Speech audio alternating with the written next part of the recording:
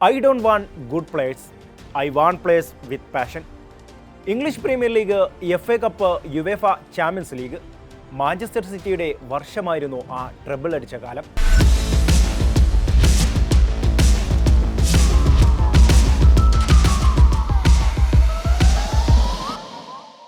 2022-23 വർഷമായിരുന്നു അത്.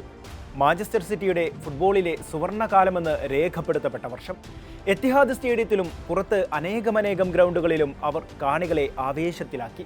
Pep Guardiola എന്ന വിഖ്യാത കൊച്ച്, കൂട്ടിനെ ഗോളടിച്ചു കൂട്ടുന്ന ഒരു മെഷീൻ പോലെ എർലിംഗ് ഹാലൻഡ്, ജാക്ക് ഗ്രീലിഷും, ഇൽക്കെ ഗുണ്ടോഗനും, കെവിൻ ഡിബ്രോയിനയും, റോഡ്രിയും, ബെർണാഡോ സിൽവയും, റൂബൻ ഡയസും, ഫിൽ ഫോഡനും, കോൾ പാമറും, ജൂലിയൻ അൽവാരസും, റിയാദ് മെഹ്റസും 11ലും ബെഞ്ചിലും പോരാളികളുടെ നിരയായിരുന്നു.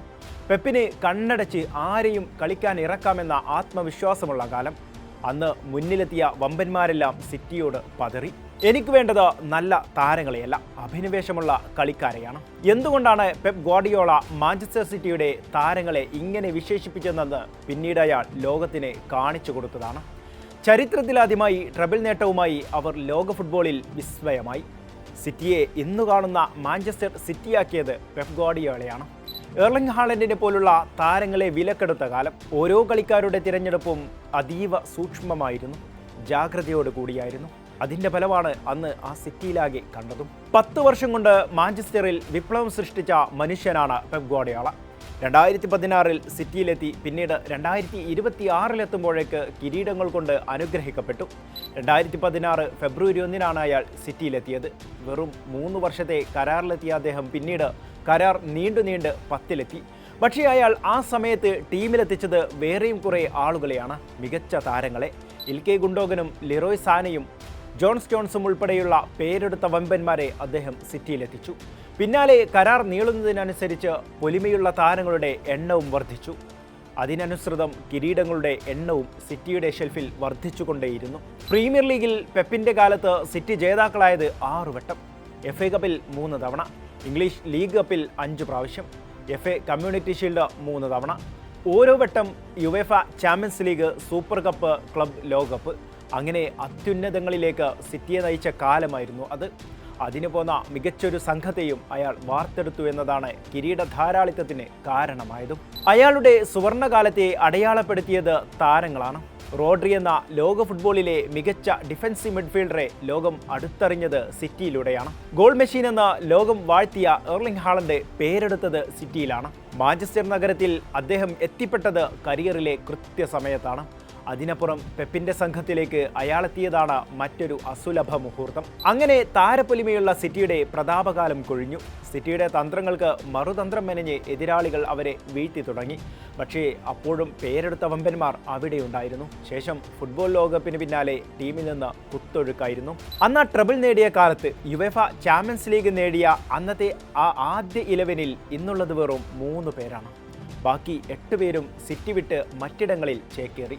ശേഷിക്കുന്നവരിൽ 3 പേർ ഇവരാണ്. പോർച്ചുഗലുകാരൻ റൂബൻ ഡയസും, നോർവേക്കാരൻ എർലിംഗ് ഹാലൻഡും, ഇംഗ്ലീഷുകാരൻ ജാക്ക് ഗ്രീലിഷും മാത്രം. ഇനി അന്നത്തെ ആ 11-ൽ നിന്ന് കൂടൊഴിഞ്ഞവരെ നോക്കാം. ജർമ്മൻകാരനായ ഇൽക്കെ ഗുണ്ടോഗൻ കഴിഞ്ഞ വർഷം തുർക്കിയിലേക്കാണ് പറഞ്ഞത്. ഇപ്പോൾ ഗളത്സരെ ക്ലബിലാണ് ഗുണ്ടോഗൻ കളിക്കുന്നത്. ബെൽജിയംകാരൻ കെവിൻ ഡിബ്രോയിൻ ഇറ്റാലിയൻ ക്ലബ്ബ് നാപ്പോളിയിലേക്ക് പറന്നതും കഴിഞ്ഞ വർഷമാണ്. പോർച്ചുഗീസുകാരൻ ബെർണാഡോ സിൽവ സ്പാനിഷ് വമ്പന്മാരായ റയൽ മാഡ്രിഡിലേക്ക് ഇക്കൊല്ലമാണ് പറഞ്ഞത്. റോഡ്രി പോയത് സ്വന്തം രാജ്യത്തെ വിഖ്യാത ക്ലബ്ബായ ബാഴ്സലോണയിലേക്ക്. ലോകകപ്പിന് ശേഷം വൻ ഡീലിന് പിന്നാലെയാണ് റോഡ്രിയുടെ ക്ലബ്ബ് മാറ്റം. 700 കോടിയിലേറെ തുക ചെലവഴിച്ചാണ് സിറ്റി റോഡ്രിയെ വിറ്റത്. ഇംഗ്ലീഷുകാരൻ ജോൺ സ്റ്റോൺസ് ഇറ്റാലിയൻ ക്ലബ്ബായ ഇന്റർ മിലാനിലേക്ക് ചുവടുമാറിയതും ഈ വർഷമാണ്. നെതർലൻഡ്സ് താരം നഥാനേക്ക് തുർക്കി ക്ലബ്ബ് ഫെനർബാഷയിലേക്ക് പറന്നത് 2026-ലാണ്. സ്വിറ്റ്സർലൻഡുകാരൻ മാനുൽ അഖാഞ്ചി ഈ വർഷം തന്നെയാണ് ഇറ്റലിയിലെ ഇന്റർ മിലാനിലേക്ക് പറന്നത്. ബ്രസീലുകാരനായ ഗോൾ കീപ്പർ എഡേഴ്സൺ തുർക്കി ക്ലബ്ബായ ഫെനർബാഷയിലേക്ക് കഴിഞ്ഞ വർഷം തന്നെ ചുവടുമാറിയിരുന്നു. 10 വർഷത്തിനു ശേഷം പെപ് ഗാർഡിയോള പരിശീലക സ്ഥാനത്ത് നിന്ന് മാറിയതും ഈ വർഷമാണ്. അങ്ങനെ കോച്ചും പിള്ളേരിൽ പലരും സിറ്റി വിട്ടുപോയത് എത്തിഹാദിനെ കണ്ണു നനയിക്കുകയാണ്. അവരാ പ്രതാപകാലത്തെ ഓർത്തുകൊണ്ടേയിരിക്കും, ഓരോ മിനിറ്റിലും ത്രസിപ്പിച്ച കാലത്തെ ഓർത്ത്. ഇനി ഇപ്പോഴത്തെ സിറ്റിയുടെ സ്ക്വാഡ് നോക്കാം. FA കമ്മ്യൂണിറ്റി ഷീൽഡ് ഫൈനലിൽ കളിക്കാനിറങ്ങിയ ടീമിന് നാണക്കേടായിരുന്നു ഫലം. എതിരില്ലാത്ത 3 ഗോളിനാണ് സിറ്റി ആഴ്സണലിന് മുന്നിൽ തോറ്റത്. ഇറ്റാലിയൻ പരിശീലകൻ എൻസോ മാരസ്കയ്ക്ക് അത്ര നല്ല തുടക്കമല്ലായിരുന്നു അത്. Erling Haaland, Jeremy Doku, Phil Foden, Antoine Semenyo, Elliot Anderson, Mateo Kovacic, Nico O'Reilly, Josko Gvardiol, Ruben Dias, Abdukodir Khusanov, Gianluigi Donnarumma എന്നിവരായിരുന്നു ആദ്യ 11. ഒമർ മർമോഷും മാർഗോഹിയും റയാൻ ചെർക്കിയും നിക്കോ ഗോൺസാലസും ജാക്ക് ഗ്രീലിഷും റിക്കോ ലെവിസും പകരക്കാരായി ഇറങ്ങി. അന്നാ കിരീടങ്ങൾ ഒരുപാട് നേടിയ കാലത്തെ സ്ക്വാഡുമായി താരതമ്യപ്പെടുത്തുമ്പോൾ ഇക്കുറി സിറ്റി എന്തു ചെയ്യുമെന്ന് കണ്ടറിയണം. കഴിഞ്ഞ ദിവസം ഇംഗ്ലീഷ് പ്രീമിയർ ലീഗ് ഫുട്ബോളിലെ ആദ്യ മത്സരത്തിൽ സിറ്റി ബേൺമത്തിനോട് കഷ്ടിച്ച് രക്ഷപ്പെടുകയായിരുന്നു. 84-ാം മിനിറ്റ് വരെ പിന്നിൽ നിന്ന ശേഷമാണ് സിറ്റി തിരിച്ചുവരവ് നടത്തിയത്. കളിയിൽ സിറ്റിയുടെ മുന്നേറ്റത്തിലെ മുനയൊടുക്കാൻ എതിർ താരങ്ങൾക്ക് സാധിച്ചുവെന്നത് എടുത്തു പറയണം. ഗോൾ കീപ്പർ ജിയാൻലുജി ഡോണറുമയാണ് സിറ്റിയുടെ രക്ഷകനായത്. എൻസോ മാരസ്ക എന്ന കോച്ച് എങ്ങനെയാണ് ഈ ടീമിനെ മുന്നോട്ട് കൊണ്ടുപോകുക എന്നതാണ് ഫുട്ബോൾ പ്രേമികളുടെ കാത്തിരിപ്പ്. അവസാന 2 സീസൺ ചെൽസിക്കൊപ്പം അത്ര ഗംഭീരമായിരുന്നില്ല അയാൾക്ക്. ഇറ്റാലിയൻ ക്ലബ്ബ് പാമയെയും പ്രീമിയർ ലീഗ് ക്ലബ്ബായ ലെസ്റ്റർ സിറ്റിയെയും അയാൾ പരിശീലിപ്പിച്ചിട്ടുണ്ട്.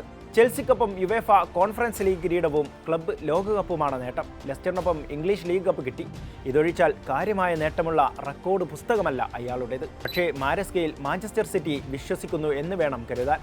പെപ്പിന് ശേഷം അടിമുടി മാറിയ ടീമിനെ വാർത്തെടുക്കാൻ സമയമെടുത്തേക്കും. പ്രതാപകാലത്തേക്ക് തിരിച്ചെത്താനും സമയമെടുക്കും. കാത്തിരിപ്പ് അതിനുവേണ്ടി മാത്രമാണ്. സിറ്റി കരകയറുമോ? നിങ്ങളുടെ അഭിപ്രായങ്ങൾ കമൻ്റായി രേഖപ്പെടുത്തുമല്ലോ.